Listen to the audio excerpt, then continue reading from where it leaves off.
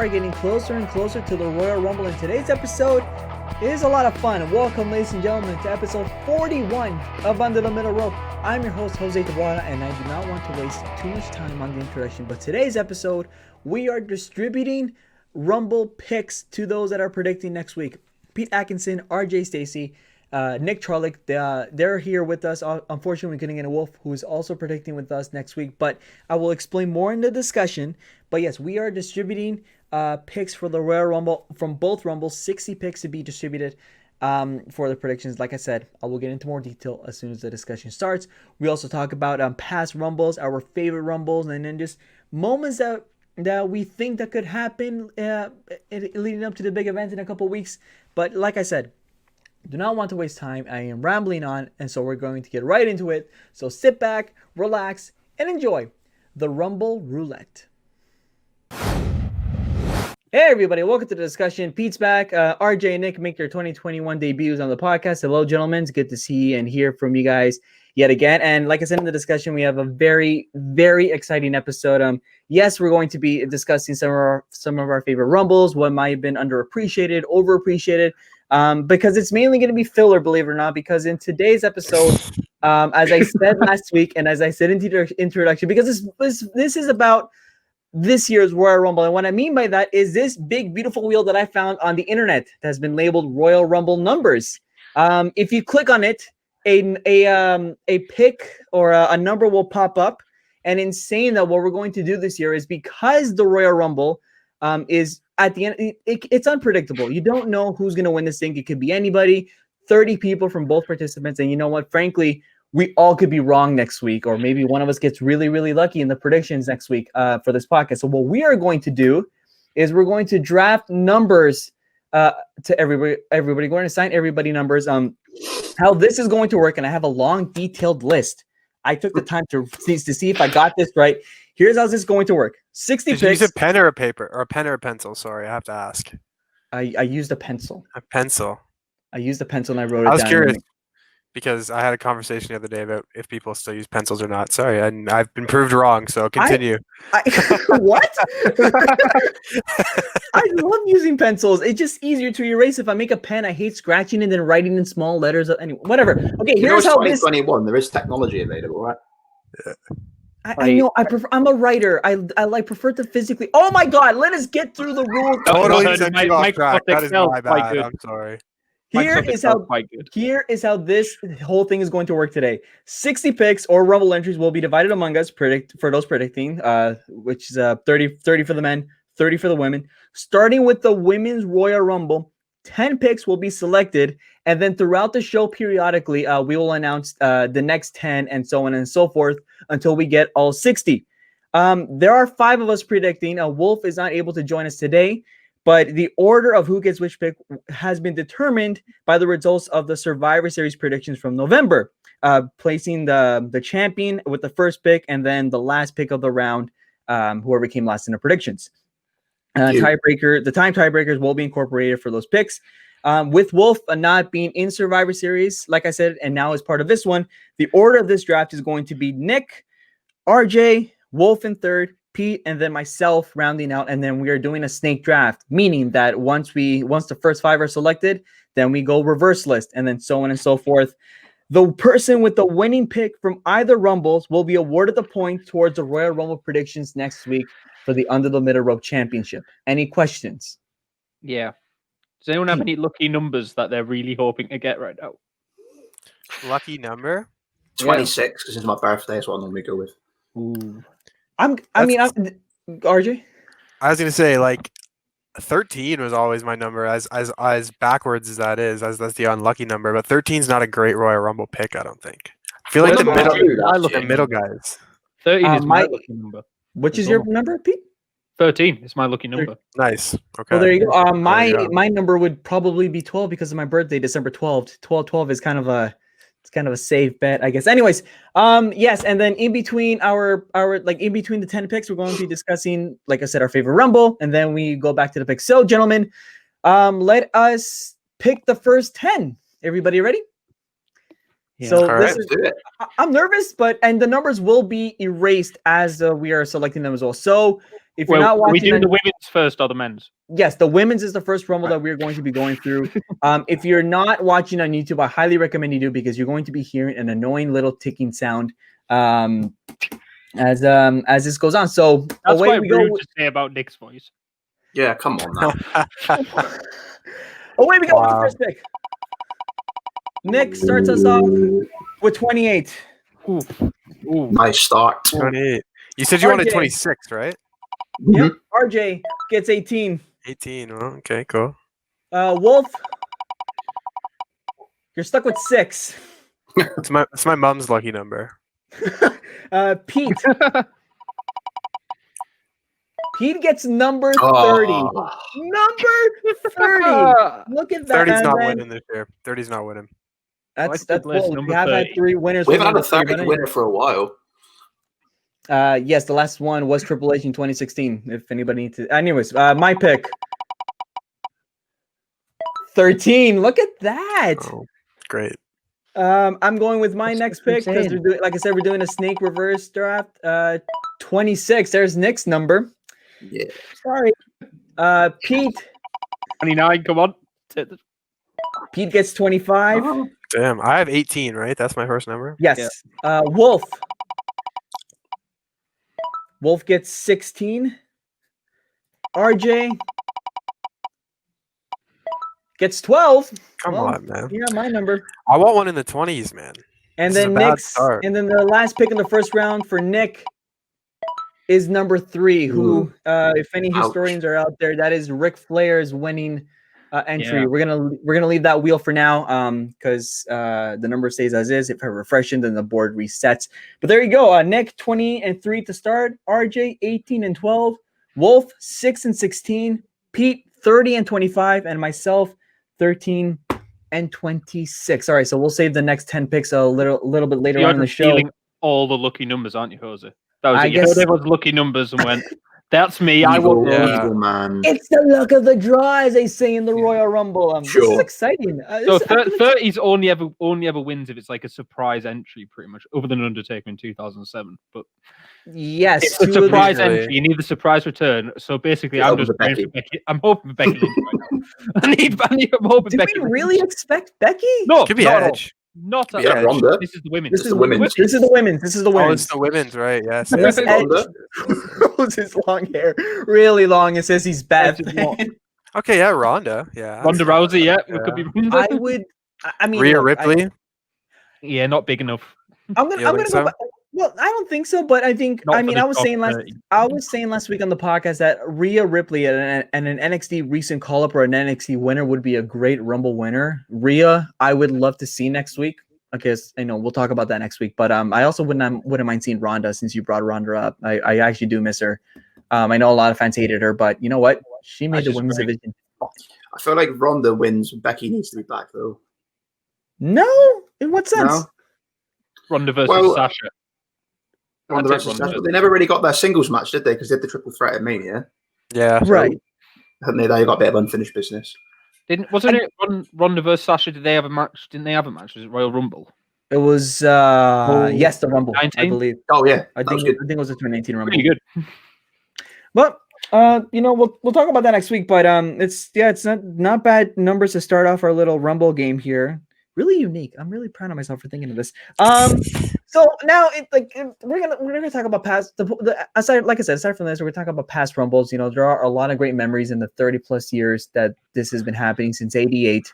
So we're just gonna go around, each of us are gonna say our favorite Rumble or a Rumble that's memorable. Pete, we're gonna start with you on your Rumble, and then we just discuss about that and see what we thought. Away we go, Pete. So I haven't actually picked my favorite Rumble here because we had a little discussion beforehand about what our favorite Rumbles were, and everyone basically dibsed my favorite Rumbles to talk about beforehand. So I was left with what was remaining after The that. scraps. Yeah, once you took like 2 off the board. So I went with an underappreciated Rumble in my eyes. I think it's a very, very good Rumble. Maybe not in like the best 2, best 5. Maybe not quite that good, but close to it. And it's 2010. And in my opinion, this is just great storytelling in a Rumble, and that's what makes a Rumble better or worse in my eyes. Like the wrestling in it's not that important. It's just, is there some coherent storylines throughout the Rumble? Is it like a start? Is there a middle? Is there an end? Does it make sense logically? And this has that in that Rumble. So as CM Punk at the start, who comes out and does his straight edge society speeches, he eliminates someone, gets on the mic, starts spieling out to the crowd, getting all the boos riled up, waiting for the next one. A bit like Austin almost in 1997, but as a heel. Yeah. So like Austin in 97 obviously had his thing where he was like sat on the turnbuckle, where's the next guy? But Punk now as a heel doing his straight edge society, waiting for people. Then you have Triple H in there. I think, he goes wild for a bit. And I think it's around about 18 to 20-ish. Shawn Michaels and John Cena both come in. He's at 18. And then from that point on, this is HBK's Rumble. For the entire middle portion of the Rumble, it's all about HBK. He turns on Triple H, as he always does. Eliminates Triple H in like a shock fashion. And it's his storyline of wanting to face Undertaker that year. And this was what he saw as his last attempt to get his rematch with Undertaker, was winning the Rumble because Undertaker was champ at the time. And he tells that story brilliantly in this.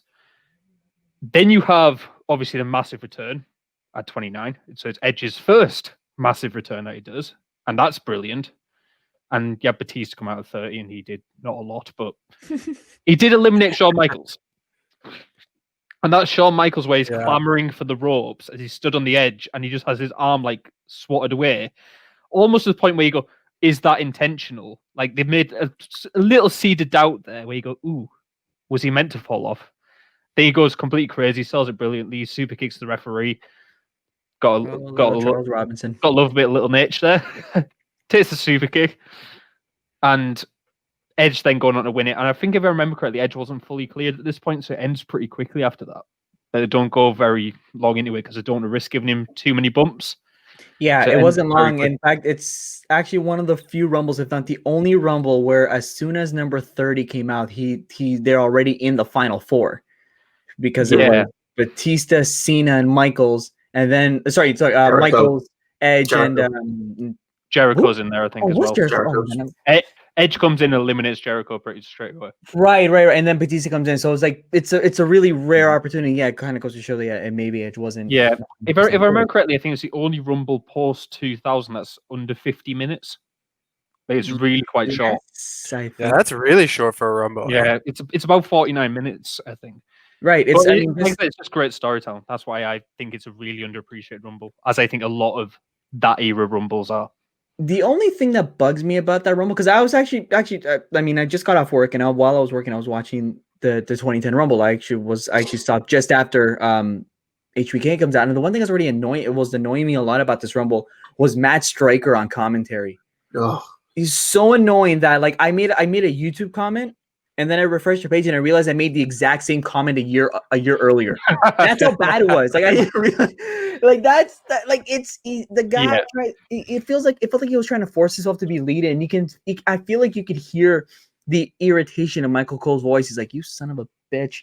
Can you shut up and let me do my job?" Like it's just so uncomfortable. I don't know who the hell gave him that position. Matt Stryker and WWE never mixed in my eyes. Like in the indie scene, I think Matt Stryker is actually a pretty good commentator. Like when he goes like some of the smaller promotions, when I'm seeing him in those, he's actually very good at the job. When he has a bit of freedom to be himself, I think.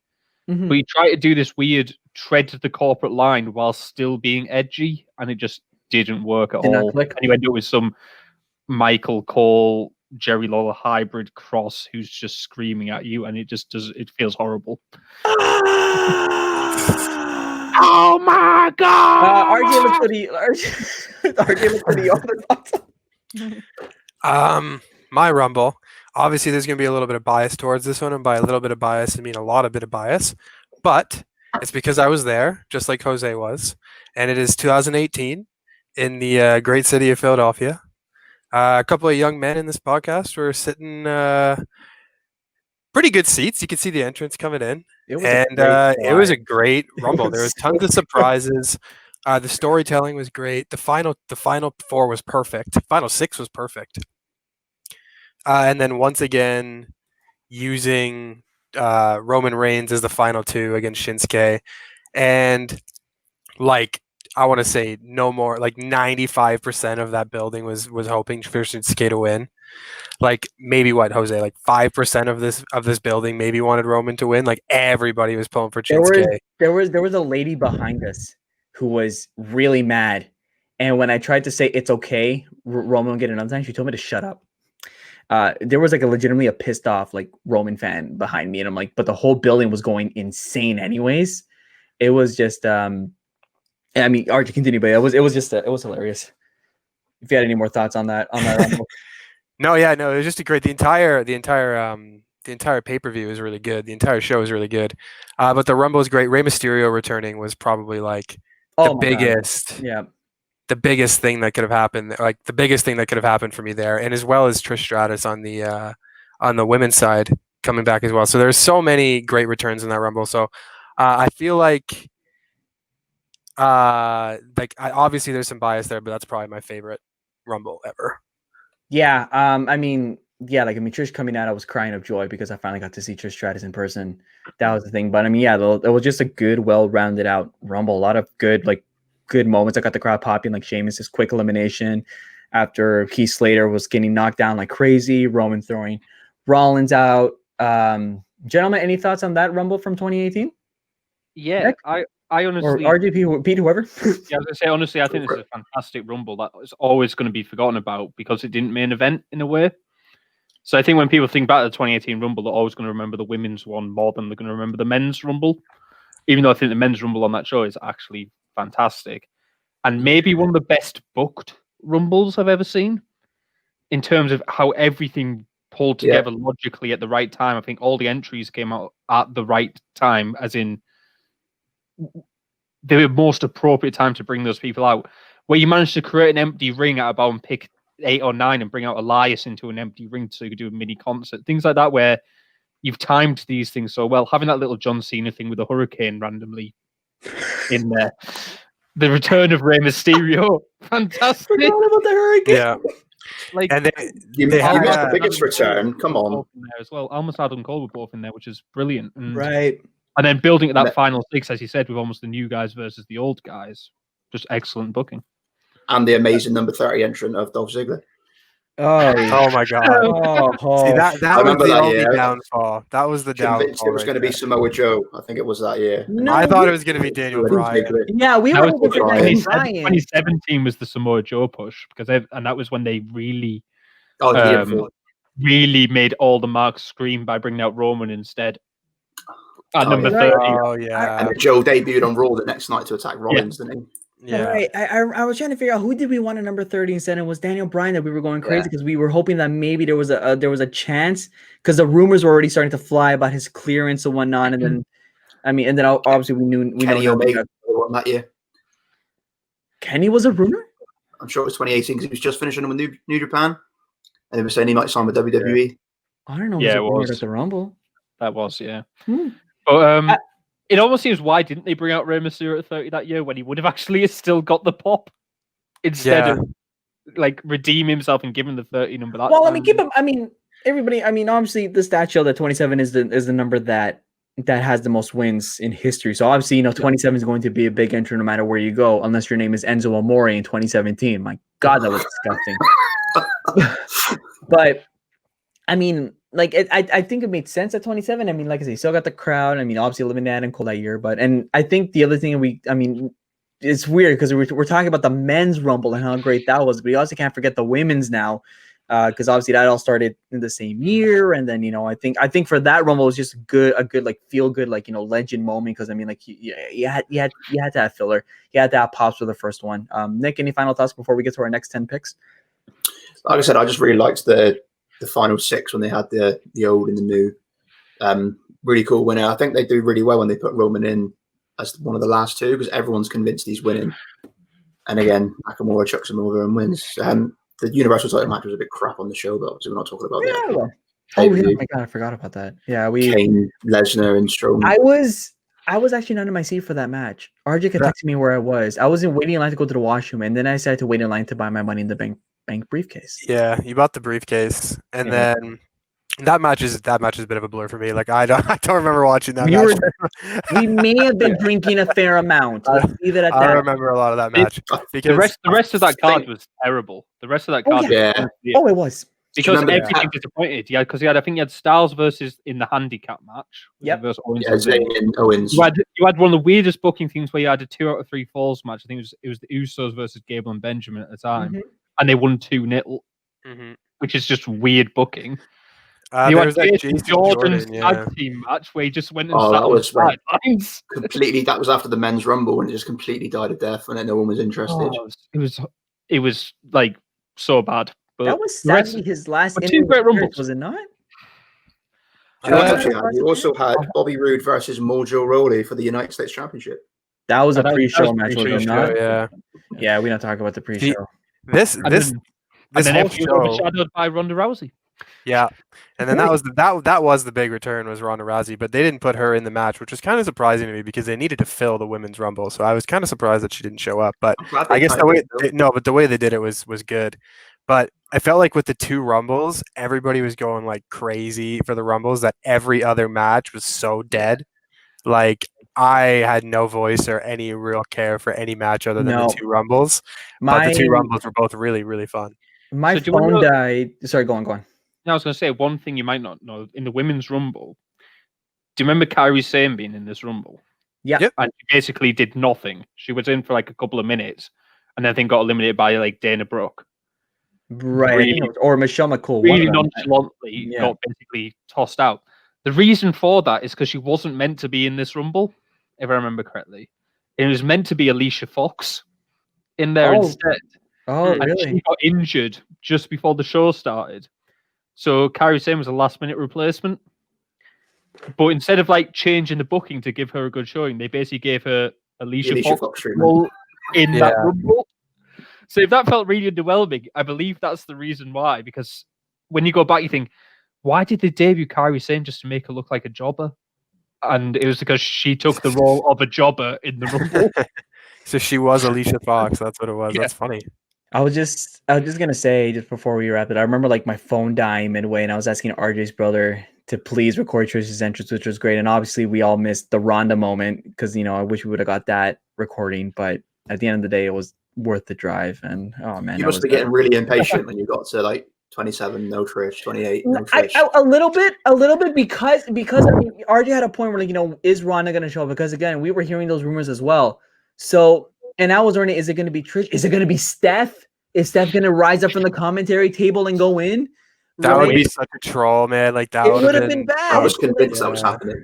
So I was getting anxious because I'm like, I don't think I'm going to see Trish tonight. And I did at one point was thinking, I just think she's not going to be in this Rumble. And of course, the Queen gets the rightful spot at number 30.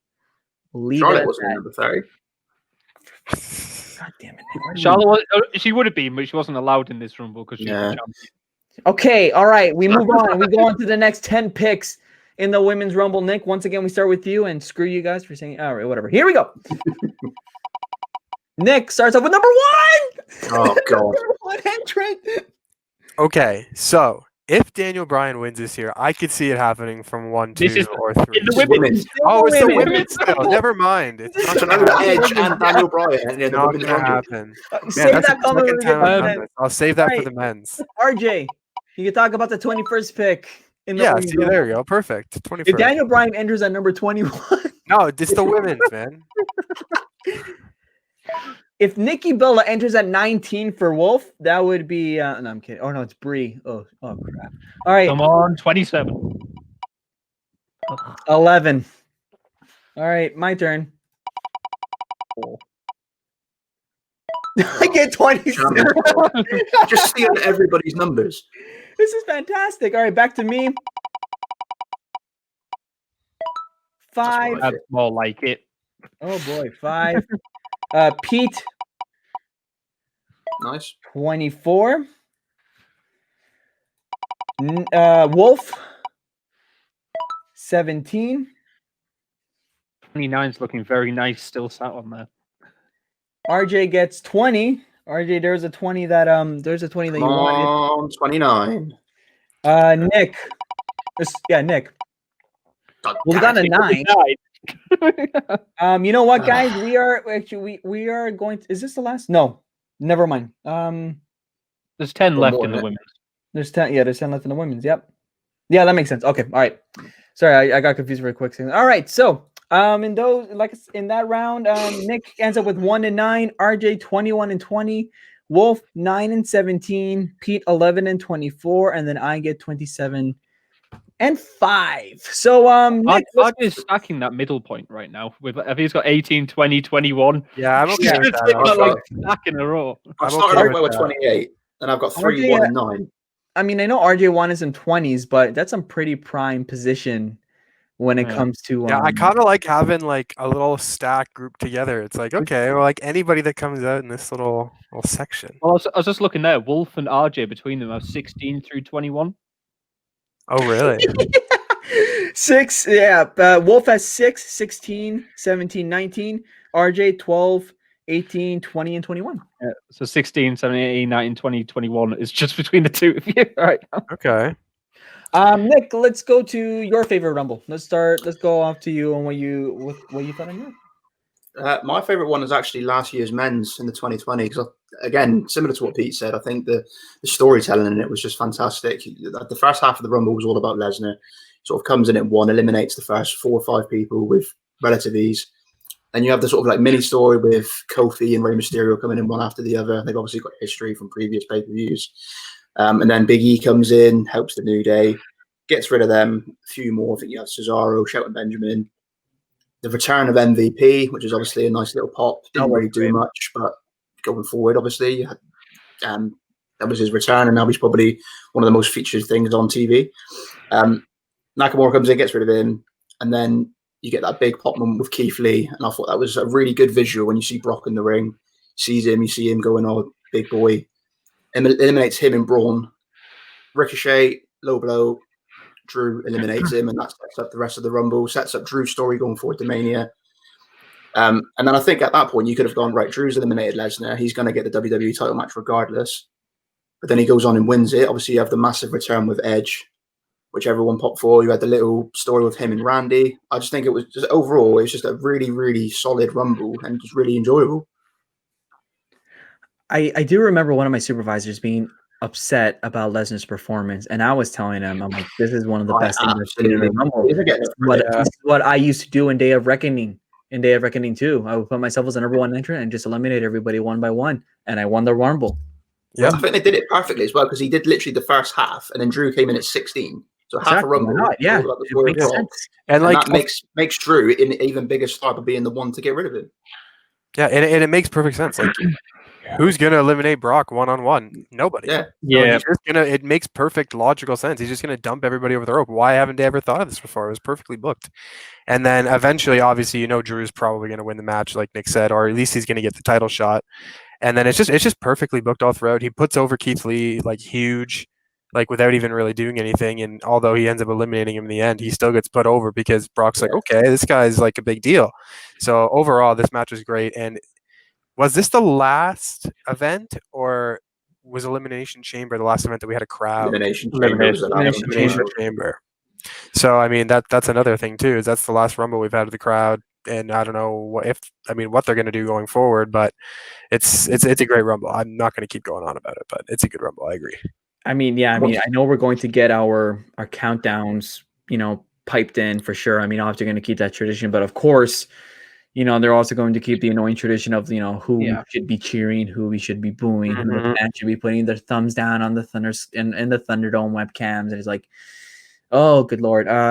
Pete, I think once again, once again with this Rumble with the finished it, they booked it perfectly again. They had Drew and Roman, and everyone's going, oh God, no.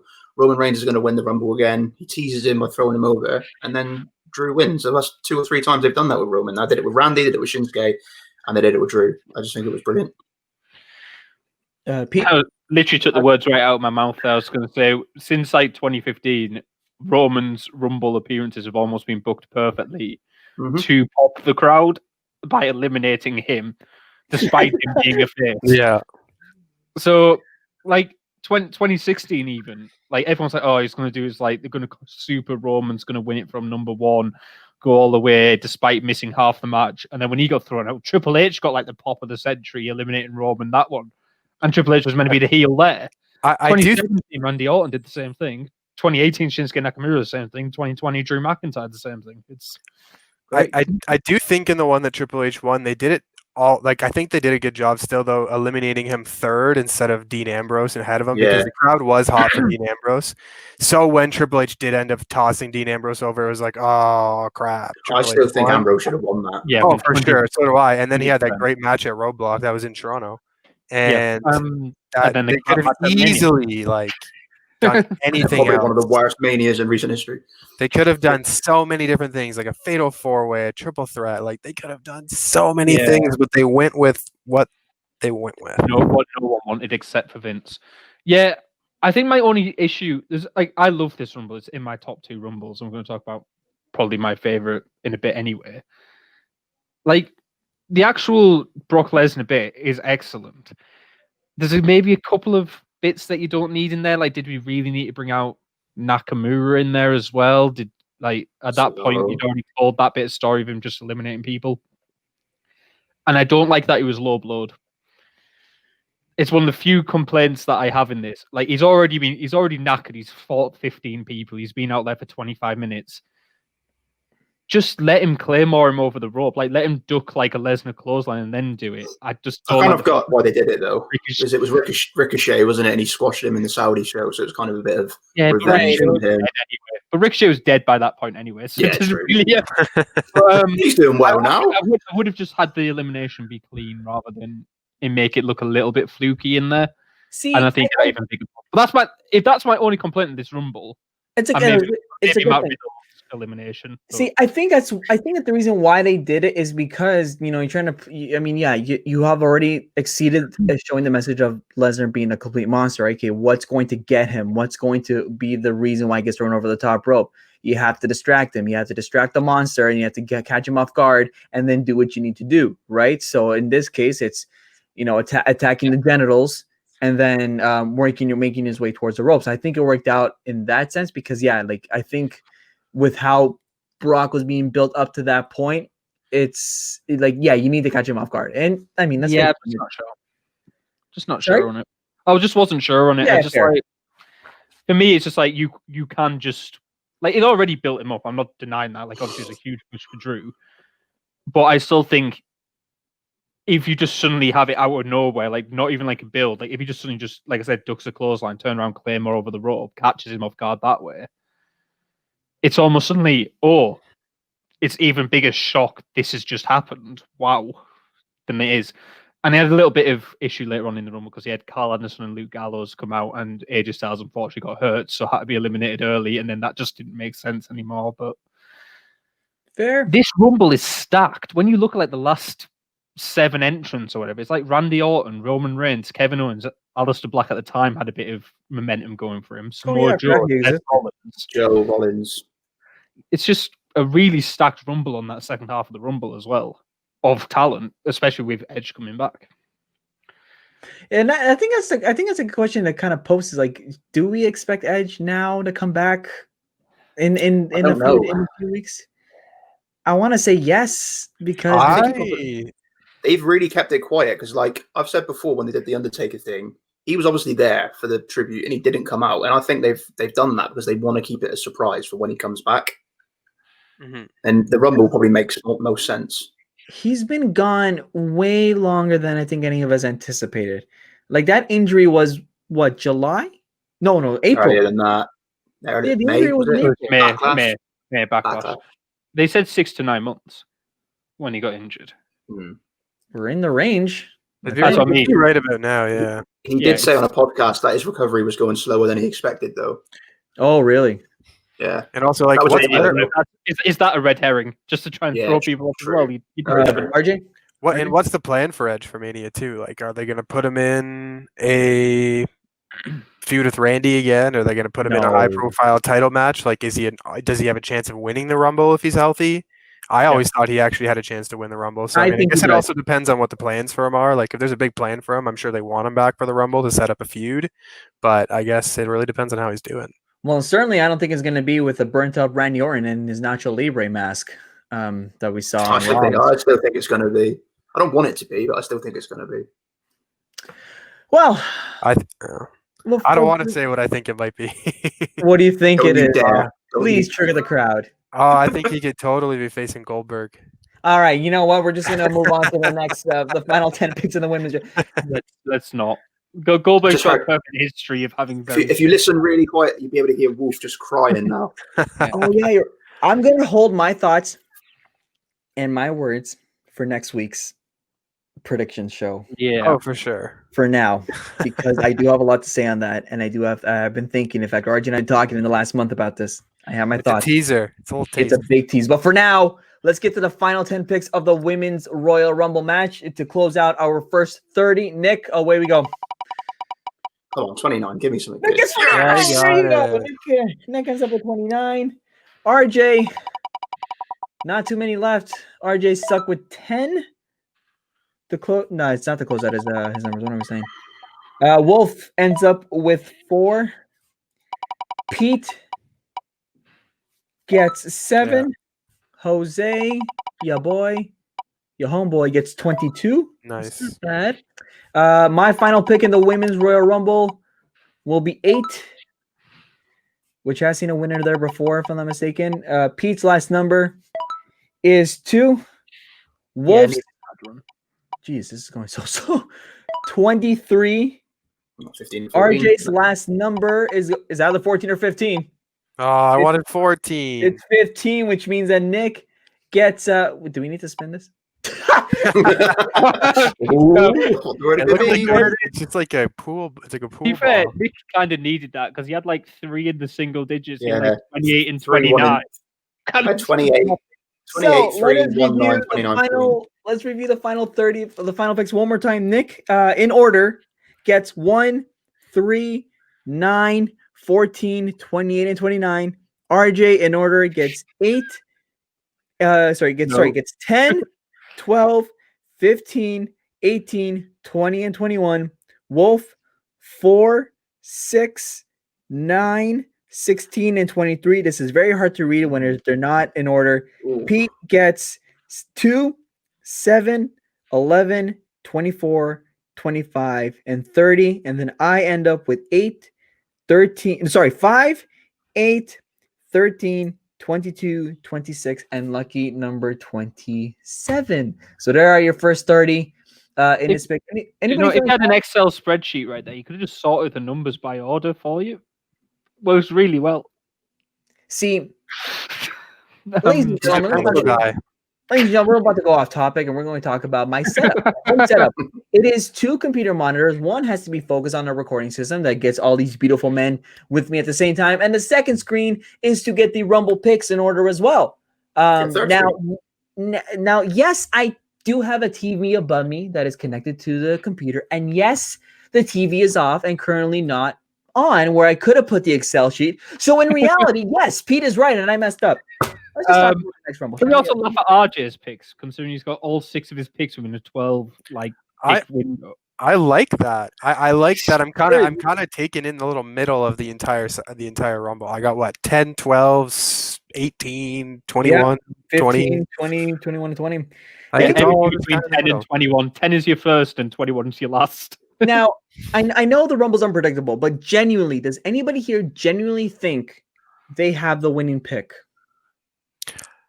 Yes. I kind of like. What was it? 22. I think it's between me and Jose. I think it's going to be that 24 to 27 range. I think it'll be a late pick for the women's. There's no Daniel Bryan in this one, right? Just to clear up. No. Okay, so it's probably going to be a late pick, I think. Based on who I think's winning it, I don't think they're coming out early. So I think it's going to be in that 24 to 27 range. It could be later. It could be Nick. Could be 28, 29 as well. But I'm guessing that range of mid to late 20s. Yeah. I have to say, and I do not mean this in any ribbing way. Like, I don't mean to legitimately make fun. I do not, because I know he's going to come after me. I do think that out of all of our picks, Wolves seem the least unlikely to wwin the Rumble. Yeah, a lot of those. At 4, 6, 16, 19, 17, 22. There's something about those picks that he got that says the winner is not coming from the spot. I like 16's not bad. He's got 23 in there. 23's a. I don't Drew think one from 16. I don't think the winner of the women's is going to be in the top 20. I think they're going to try and get a surprise in towards the end or some Yeah, sort I of. think so too. Yeah. But think I so don't too. know. I don't know. Well, So, well, I think I know who's winning the women's one now. In my head, I've got a very clear idea who I think is winning. I'm pretty sure they made it very clear last night who they Exactly. want to win the Rumble. That's my thought. So I think that person's wrestling caliber isn't an Iron Woman in this match. It's well, we're talking about Nick. Alexa Bliss. We're talking about Alexa Bliss, and after what happened on Monday, this past Monday on Raw, it was completely now gone insane. So I do think that I know I said Rhea Ripley last. Let's just talk about it. I know I talked about Rhea last week. Alexa is suddenly a stronger character. We'll go more in depth with this next week, but we are talking about Alexa Bliss. Just to get that out of the way. Anybody else has any thoughts? Just on Alexa in general, or just well, Alexa in general. Like I said earlier, I think there's 3 people that I've got in mind that's going to win this Rumble, and I can't see anyone outside of those 3 winning it. Well, then you'll save that for next week. Yeah, exactly. I would say that as well. Yeah, as much as I did just drop the bomb on Alexa. I do think there's 2 other potential ones, but I'd be surprised unless something happens next week if there's a different winner to that match. Well, we shared our thoughts on the women's, and like I said, I mean, like we're repeating ourselves, but yes, we are going to go more in depth for next week for the Royal Rumble predictions, which again we're very excited for. But for now, we will switch our attention to the men's. So let's get right to it again. We are starting off with the first 10 picks in the men's Royal Rumble draft. Same order: Nick, RJ Wolf, Pete, and myself. Blah blah blah. Everybody knows the rules, and here we go. Nick opens up at 21. That's not bad. RJ. It's a good number, 21. Give me a big number, 22. 22. Do it in order. 23. Come on. Wolf gets. Wolf gets 19. But if it's 20, then it's still in 20. Come on, 20. Pete gets 12. Boring. I end up with 18. Okay. Oh, I really messed it up. If I had 20, it would have been the 5 in a row. Sorry, guys. My second pick of the round is 29. Okay. Ooh, that's a good one. That's an excellent pick. Pete. It's number 6 for Pete. Wolf ends up with the first entry in the men's Royal Rumble match. RJ gets number 25. Okay, that's the highest number I've got so far. As RJ starts to form in the top 10 in the late round. And the final pick for this round for Nick is number 10. Number 10. So, that's not a number 0. That should be number 10. So, just to recap, Nick, 10 and 21. RJ, 22 and 25. Wolf, number 1 and number 19. Pete, 6 and 12. Jose, 18 and 29. I have to say, I think for the men's, this is where I think maybe number 1 legitimately has a chance, but hard to say. Really does that. When was the last time somebody in the top 5 to 10 won a Rumble? In the 5 to 10 in the last top 10ish. It usually is a late pick unless they're doing something really special that year. Nakamura was 14. Yeah. McIntyre was 16. Seth Rollins came in late, I think. Did he? In his Rumble? He was 22 or something. Becky came in at 30. There's our last number. Becky was at 30. What am I saying? I'm an idiot. Becky was 28 or 29. She stole the pick in hers. My goodness. You have to pull up a record sheet here because I'm actually. Is it actually 2004? No, Mysterio won from 2. Mysterio won from 2. Yeah. Undertaker was there was John Cena was 30. Edge was 29. Sorry, Randy Orton was 9. I think. Orton was 8 or 9. Yeah. Yeah, Orton was 8 or 9. Yeah. He was in that. Here we go. His first one. I got it. The last person to win in the top 10 picks was Randy Orton at number 8 in the 2009 Royal Rumble. Damn, it's been a long time, man. Yeah, the earliest since then was Rollins at number 10 at his Rumble win in 2019. So I guess you could, if we said top 10, then okay, fine. Then I should have said Seth Rollins. But in the single digits, It's Randy Orton, and then all of them have been aside from let's say Nakamura and Rollins, they've all been above 15 or 19 to be specific. I'm sorry, above 15. Above 15. I'm gonna say above 15. We definitely want those numbers in the 20s then. That's and of definitely course, what we want then. Well, the thing is, I think this one is really wide open just because of Daniel Bryan. I think And so. the possibility of Daniel Bryan winning this Rumble really opens it up to 1 to 5 range. Yeah. Because he's shown he can do it, because he obviously did the 70-odd minute in the Greatest Royal Rumble before he was eliminated. So he can do the Iron Man job, because of course he can. It's Daniel Bryan. So I think I actually, of those 10 picks, I would take number 1 if I had the choice, just because of Daniel Bryan. And of course, if anybody else was also interesting, Braun Strowman at number 41. Yeah, I actually already forgot who won that match. I can't believe I watched that whole show. It wasn't Jinder Mahal after his dive. I mean, the Rumble was okay. I mean, obviously everybody remembers Titus World Side. True, that made up for it. Oh my god. Let's talk about I'm gonna talk about the final Royal Rumble that we had in mind. The final Royal Rumble that we want to talk about, and the one I stole from Pete, but this is a big personal favorite of mine. We're going to go back to the early 2000s, specifically 2001, the Royal Rumble in New Orleans, Louisiana, where Stone Cold became the first person. For some odd reason, to me, it feels surprisingly that Stone Cold became the first 3-time Royal Rumble winner, and I say that because I legitimately thought it was Hogan for a long time, until I think. And by a long time, I mean until a couple of weeks ago, when I realized that Hogan did not win 3 Rumbles. He's only won 2, which surprised the hell out of me, because Hogan was, well, Mr. America in the early 90s, right? So I thought that was surprising. But again, overall, just an entertaining Royal Rumble throughout. Obviously, the bigger story was Kane and his record at the time. Now we have to say at the time, record-breaking 11 eliminations in the match. Just wild, spontaneous fun throughout the Rumble. You know, he had the little hardcore match with all the weapons in the middle of the Rumble. And then you had Drew Carey coming out at number 4 or number 3, hilariously, who sold that really well, surprisingly. I think Drew Carey did a fantastic job. Honky Tonk Man coming out and then getting smashed with the guitar by Kane. But I think the one thing that stands out to me was that a lot of people to this day still wish that Kane won that Rumble. And I had to say, I'm very happy he didn't. I'm very happy he didn't win the Rumble, because the whole time and the better story was Rock and Austin at WrestleMania in the Astrodome that year in Houston. Kane just it just wouldn't have fitted. Yes, he was a big dominant beast, and yes, he did deserve all those moments. But if you're telling me that you wanted to put Kane in the Rock or Austin's position, oh hell no! In the main event of WrestleMania, God, that's all hindsight, though. It's all hindsight, I know, but still, I think Kane should have won this Rumble. Really? Yeah, I 100% think Kane should have won this Rumble. And why is that? Like, in hindsight, you've obviously got Rock Austin, and Rock Austin was phenomenal and all that great stuff. But at the time, like me growing up, I loved Kane. Like, Kane was my favorite wrestler when I was growing up at this time. Like, people loved Undertaker. I always preferred Kane to Undertaker in the Brothers of Destruction. I was a big Kane mark when I was growing up.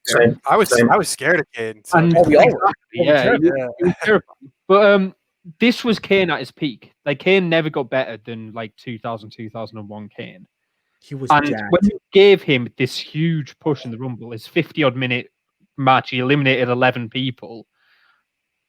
You could have made almost him be a better Undertaker at that point, in my eyes. Like, I'm sadly going, if he wins this, he goes on, wins the title at WrestleMania. Yes, you miss out on Rock Austin, but I think Kane then becomes that main event star the same way Undertaker became that main event star. Because after this, Kane never really got that title push again. He never really got into that main event scene again. And he kind of disappeared off it. And yes, Rock and Austin, fantastic, phenomenal. But I think you missed out on Kane getting to that same level as The Undertaker as a result. And in hindsight, maybe Austin Rock is the best decision. But preemptively booking at the time, I think it's the wrong decision.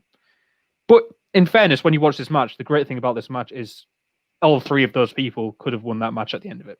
When you had Austin, Rock, and Kane as the last 3, nobody had any idea who was winning that match. And if you say you had an idea who was winning that match, you are lying. Nobody had any idea who was winning that match. Because Angle was the champ, right, at the time? Angle was a champ. And then Rock wins it at No Way Rock Out. beat him in No Way Out. So, I mean, I feel like you could have still done Rock Austin at another time if Kane still won this match. Like, I feel like you could have even done Rock and Austin with no belt at WrestleMania, maybe. I don't know. But that's, again, it's all They high. wanted it as the main event, though, didn't they? I think that's why. Yeah. But I remember back when I was as a kid too, like what was 2001, so I was 8 years old. I was terrified of Kane, and if he won that match, I'd been like, man, this guy's easily going to run through and win the title. Like I'm kind of with Pete on where Kane could have been a main event star in that way, but obviously in hindsight, Rock and Austin was like the greatest thing I'd ever seen when I was 8 years old. So it's hard to revisit that. I just think that even in my opinion, I mean, obviously 2001 is when I just got into it, and it wasn't the first WrestleMania that I saw. It ended up being the second one that I saw just a few weeks after I saw WrestleMania 18. But even at that point, right, it's just like it's still Stone Cold Steve Austin and it's still The Rock. Two names are already blown into oblivion of like popularity, blown into like the mega stars, and it's like, how do you replace that regardless? Kane was dominant. Don't get me wrong. Oh, I 100% agree. But you're kind of like working in hindsight of looking back. Yes, Austin versus Rock was unbelievable. It was like the best WrestleMania main event ever. All that kind of stuff. Well, I'm not even about just like that. I'm just talking about just like the other megastars of that day. Yeah, exactly. Before the match, before WrestleMania, is like, how do you not prepare yourselves for that? That's what I'm saying. Kind of almost just feels like wrong place, wrong time for Kane. Like he was fully could have been the winner. It's just not what their plan was. Nick, like RJ said, Angle was the champion at the time. So when Austin won that, I don't think a lot of people thought, oh, this is definitely going to be Austin Rock at Mania now. People may have had the idea. At the time, obviously, Angle was the champ, so they're probably thinking, oh, it's going to be Austin Angle. Well, actually, I thought it was going to be Austin Triple H. Because if you actually go back and watch that card, Triple H versus Kurt Angle is the WWF Championship match before the Royal Rumble. Yeah, he's right. And Austin interferes in that match and costs Triple H the match during the Royal Rumble thing. So at that point, it looks like you're building towards Austin Triple H as your potential WrestleMania match, which kind of leaves Kurt Angle, Rock, Kane as who knows what's going on. What a roster. Yeah, 2001 was a wild time. But let's focus now 20 years later. That was 20 years ago. We also give an honorary mention to the star of this Royal Rumble, who was Drew Carey. Great guy. Oh yeah, extravaganza. What a show. What a show. But yeah, that was 20 years ago, fellas. But now we're gonna focus again back to 2021 for the next 10 picks in the men's Rumble. Nick, where do we go? Nick gets 26. Yeah, lucky number. That's a good number. RJ, Roy Jordan, that's a 24. Wolfie, I don't think he likes it when we call him Wolfie. Wolf gets 7. Pete gets I'm happy with that. It's okay. Jose gets 17. All right. The next pick for me is 9. Pete ends up with 28. It's a good round for Pete. Excellent round for Pete, I should say. Wolf gets 14. That's Nakamura's number in 2018. RJ gets 13. He gets his lucky number. And the next final pick in the first round is number 3. So just to recap that round, Nick gets 26 and 3, RJ 13 and 24, Wolf 7 and 14, Pete 2 and 28, and myself 9 and 17. 3 in both rumbles. Sorry? Got number 3 in both. You did get number 3 in both. Look at that. I've got number 2 in both. So there you go. I don't have any. I go with an early winner this year. I just feels like it's due. It is due. It's extremely due. If Brian wins it, I think he's going to be coming in within the first 10. First five. I'm going to be that guy. I hope it's number 1. I really hope it's number 1. And yes, I know people are going to annoy social media with the narrative of who was the last winner at number one. And I felt like had it not been for the tragic accident that we may have already had a number one. Heck, maybe multiple number ones since 2004. I'm honestly surprised they haven't done it earlier. And I thought Rollins might have done it when he won the Rumble. But I think they almost need to do it again. They keep doing that graphic where they go, like, 2 people have won the Royal Rumble from the number 1 spot. And one of them is Shawn Michaels. At least you can say there's 3 people who win it. At least you can then show 2 of the faces. And then you got the most recent to win it from number 1 was Daniel Bryan, if he happened to do it. It takes you further away from the Benoit narrative. Yeah. You know what amazes me? They always make it a big deal that you've won it from number 1. They don't make it a big deal you won it from number 2. It's basically the same thing. It is the same thing. I was going to say, are they actually going to make a winner from number 2, or are they just going to not bother and just do it from number 1 because of that reason? Number 1 is wasting. Does not matter. Number 1 is wasting his time and his energy walking down that ramp and making his entrance, being the longest man in the ring. Of course, number 2 shouldn't get any credit. Are you kidding me? But number 2 has to make an entrance too. Longer. Yeah, but number 2 has to make an entrance, but number 1 is still in the ring waiting for number 2. Yeah, he gets a little rest period. Well, he's trying to catch his breath. What if number 1 comes in his Big Show, like when he had the thing to drive him down to the ring? He's not wasting any energy then, is he? You have to stand under those burning spotlights for like 3 minutes longer. Oh, you're sweating and stuff, man. Like, guys, I thought in all seriousness, I thought the graphic in recent years saying that there have been winners from the very start, and they've included Shawn Michaels, they've included Rey Mysterio. I thought the graphics were starting to change. That they don't specifically mention for Nick's point, and they're right. 2 individuals start at the same time. So I thought they were, but a big reason not to acknowledge them as the same, because one of the winners from number 2 is Vince McMahon, and we don't want to acknowledge that as a fact. That's true. That must Vince have McMahon at number 2. Was McMahon? I thought McMahon was 3. Was McMahon No. number 2? McMahon was number 2. That's why then. Yeah, that's 100% why. Yeah, Ric Flair won it from number 3. Ric Flair won it for. I think, and I mean that Rumble. Oh my god! I mean the '99 Rumble. That's a Rumble that's like just complete. That's just so bad. Because it was Rock, it was Austin and McMahon were number 1. The whole story, the whole Rumble. Yeah. Honestly, I went back and rewatched that Rumble, and the last 10 minutes are quite fun.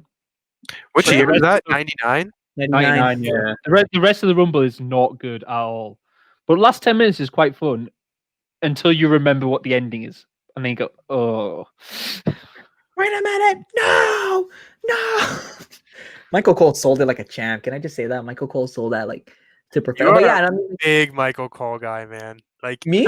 You're always raving about Michael Cole. Like whenever you get a chance, you just light up when we can talk about Michael Cole. Guys, Michael Cole is not overrated. He only is projected as a guy who's terrible because McMahon's in his ear. Stop the Cole hate. No, hear that? I'm fine. Want to hear Michael? I just love how much of a mark you are for Michael Cole. If you want to hear Michael Cole at his best, go and watch the UK tournament when he commentates on that because he's brilliant in that. The Beast in the East is really good too.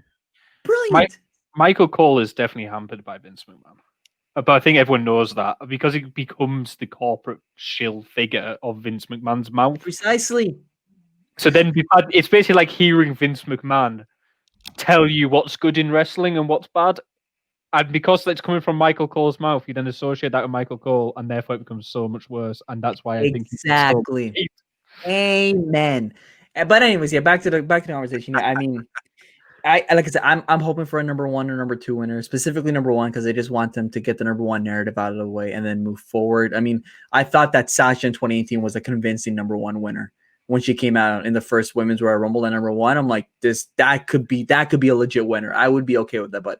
I thought if they were going to do it, would be more likely to be in the women's. But looking at the realistic people who can win each of them, I don't think that can be this year. But I thought they would try to do it in the women's at some point to say, this is the person who's won it in the women's Royal Rumble from the number 1 spot.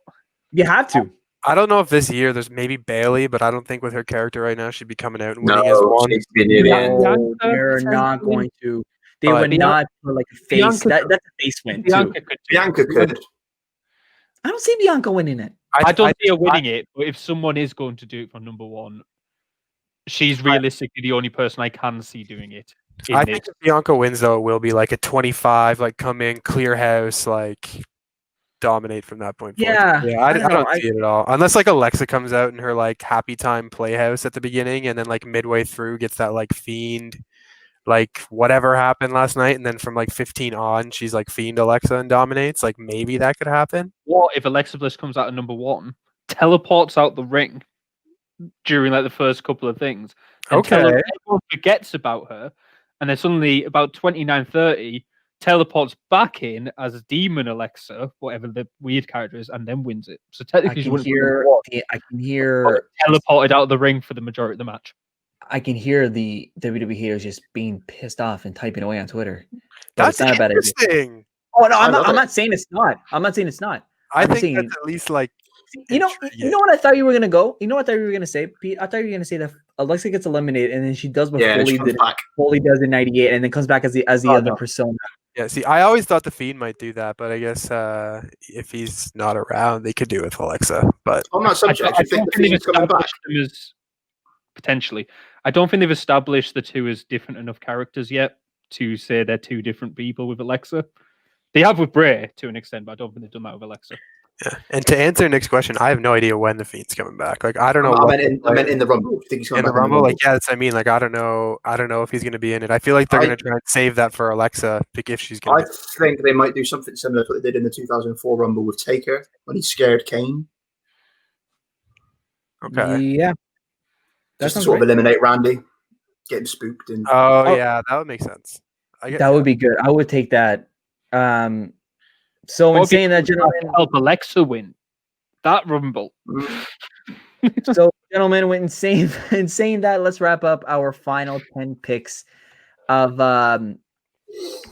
this men's Royal Rumble. Oh, number 30 still on there. I just want to say, I just appreciate StreamYard. This is such a fantastic program to be able to make this all work and all like smooth, flowy, freely feathers. I don't know. Okay, away we go. Cheap plug. StreamYard paying you? No, they're not. 20 goes to Nick. Number 20 goes to Nick.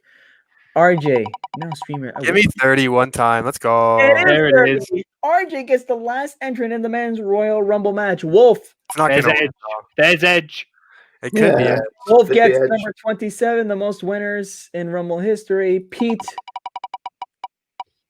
is stuck with 15. I get, this looks like a beach ball. I get number 5, and my last pick in this Rumble is 16. Last winner. Is 16. It is last year's winner. Thank you, Nick. Give me 23. Pete. No, you're gonna get 11 instead. I'll take 23. Wolf's final pick is 23. Bastard. RJ 3 over 4. No, it's 8. Never mind. RJ is gonna get 4, which means that which means Nick will get 8.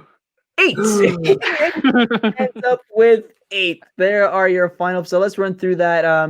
Let's run through that one more time. And again, I'm sure we can get this in numerical order. Nick gets 3, 8, 10, 20, 21, and 26. RJ gets 4, 13, 22, 24, 25, and 30. That's really big for RJ. I feel good about mine. Wolf gets 1, 7, 14, 19, 23, and 27. That 3 looks like a 5 on my sheet of paper. Excuse me. Pete gets 2, 6, 11, 12, 15, and 28. And then I round that up with 5, 9, 16, 18, 17, and 29. So, gentlemen, after hearing those numbers, I know some of you have been writing them down. Thank you. Your thoughts on who you think has a better set of numbers to close out this episode? RJ? Yeah, I'd say so. I like Wolves, actually. I think he's got a good balance in the men's one. I'm happy with mine. He's got the number 1 pick, but he's also got like a few dark horse late ones, 23, 27 in there as well. Yeah, see, I like mine. I got a nice top 5 with number 4. I got 30, which is a good pick, and then I got a few littered in the 20s, and I have my number 13. Like, I can't be upset whatsoever. You can. You have like the last third of the Rumble. If we go into a situation like what happened in 2010, you are on way to win the damn thing. Yeah, I mean, Yeah, Wolves is balanced, but I really like RJ's. I'm actually really jealous of RJ's. RJ's looks really good. Well, gentlemen, we're gonna wrap it up there. Of course, we're gonna show you these numbers next week and the predictions when we talk about the Royal Rumble. Because obviously, we need to make a discussion. We need to obviously, aside from making our picks, we're gonna just talk about it. So we're gonna reveal our numbers there. And once again, whoever has the winning pick will get the point for that prediction. Obviously, we're still going to be doing tiebreakers, and of course, we're obviously going to tell you right now the tiebreaker is going to be the length of one of the Rumbles. I'm just not sure which one yet. So for now, thank you, gentlemen, as always, and let's get to the closing. You made it to the end of the episode. You made it to the end, and I think this may be one of my favorite episodes yet. I'm very happy that everything worked out at the end of it. I know there was a lot of room for error, but thankfully everything ran smoothly in determining the picks. So yes, I've said it all again. We'll probably put up updates on social media on who gets assigned what pick. And of course, next week is our Royal Rumble predictions. Obviously, one of my favorite pay-per-views of the year. I'm very excited, but of course, now that we have these picks locked in for everybody, it could literally be anybody's game for next week. But for now, we wait. And as always, that is that. Thank you so much for watching. Like us on Facebook, follow us on Twitter, and available wherever you get your podcasts. Subscribe to us here on YouTube. I'm Jose Taboada, and we will see you guys next week. Have a great one. Bye.